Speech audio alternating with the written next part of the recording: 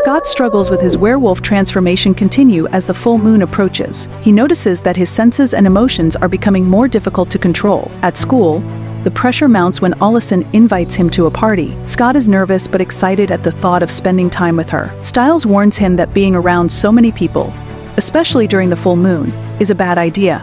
But Scott is determined to live a normal life. Meanwhile, Hale continues to push Scott to embrace his werewolf nature, but Scott is resistant. He doesn't want to be a monster and keeps hoping he can find a way out of this new reality. Derek reminds him that the full moon is a test and that without control, Scott could hurt someone close to him. Scott tries to push these warnings aside, but deep down, he knows Derek is right.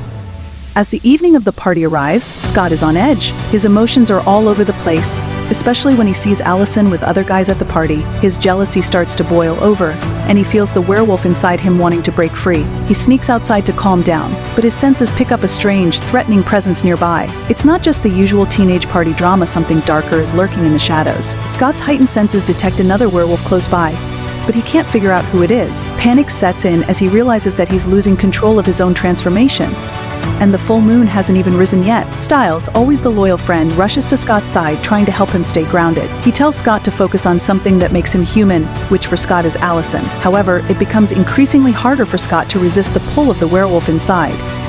Meanwhile, Derek is on the hunt for answers. He knows that there's another werewolf in town, one much more dangerous than Scott. And it's likely the same creature that bit Scott. Derek believes that this alpha wolf is targeting Scott for a reason, but he's not sure why. He confronts Scott at the party, telling him that the alpha is close and that Scott needs to be prepared. Derek tries to train Scott in the middle of the chaos, but Scott is too distracted by his emotions and the growing power of the full moon. As the night goes on, the tension escalates. Scott's werewolf transformation becomes harder to control, and Derek warns him that the alpha could attack at any moment. Scott tries to listen, but his attention is torn between his feelings for Allison and the danger that's closing in around him.